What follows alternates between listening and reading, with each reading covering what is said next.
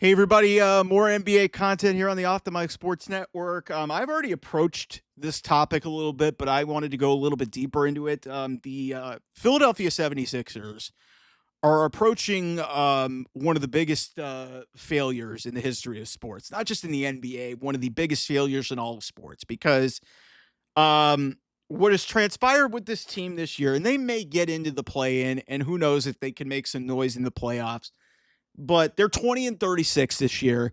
They just lost at the buzzer to the Brooklyn Nets, who are a rebuilding team in some way trying to tank.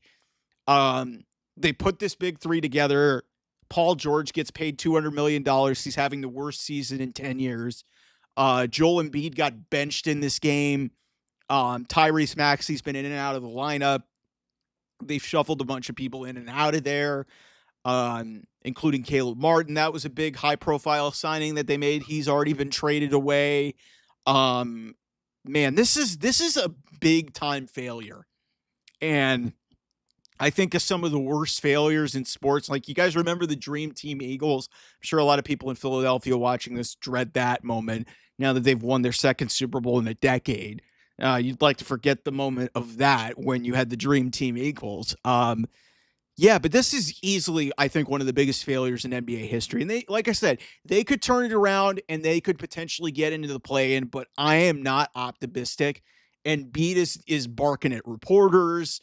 It's just not been good. Paul George has been hurt. Paul George doesn't look like himself. He looks like he's just content to cash a paycheck, and it looks like he took Philadelphia for a ride. The Clippers look like geniuses for bailing on him because now they're firmly in a playoff position. And I give Ty Lue and a bunch of people in the Clippers organization a ton of credit for, kind of piecing this thing back together and, building something around Kawhi Leonard and Norman Powell quietly having a really nice season for them. But that's also the big reflection of this is like everybody thought that when Paul George left to go to Philadelphia and left the Clippers, that the Clippers were going to go into the tank, much like Philadelphia and the Sixers have gone this year. And, the Sixers were going to go on and be a potential NBA Finals contender despite never being to a conference finals in their existence since, Joel Embiid was drafted to them over a decade ago.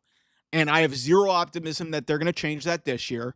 If they get into the play-in tournament and they somehow work their way into the playoffs, I do not see them being much of a problem for the Cavs. The Cavs have been destroying teams, and their depth has been a problem for a lot of other teams. Yes, I understand that earlier in the season the Cavs did lose to the Sixers when they were on a little bit of a downward spiral, I guess you could say, for a team that's only lost 10 games this season. But to lose to the Nets, a team that is right on your level, and yet they are significantly less talented than you are. Cam Johnson's their best player, and they've gotten rid of a bunch of their key guys, and they're trying to maybe, get into that Cooper Flag, situation, and they go to your floor and they beat you.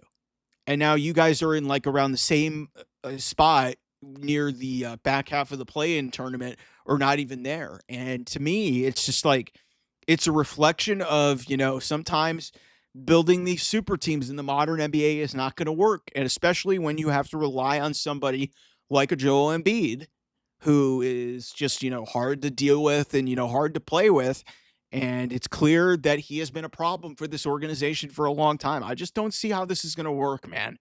And to me, it's one of the biggest failures in modern NBA history. It's one of the biggest failures in modern sports history. No matter how this result goes, unless they somehow turn this around and win an NBA championship, I just see this as a massive failure. And considering that there are 16 games under 500 at the time of this recording and have lost, they are 10 and 19 at home, 10 and 19 in their own building with Joel Embiid, Tyrese Maxey, and Paul George on your team.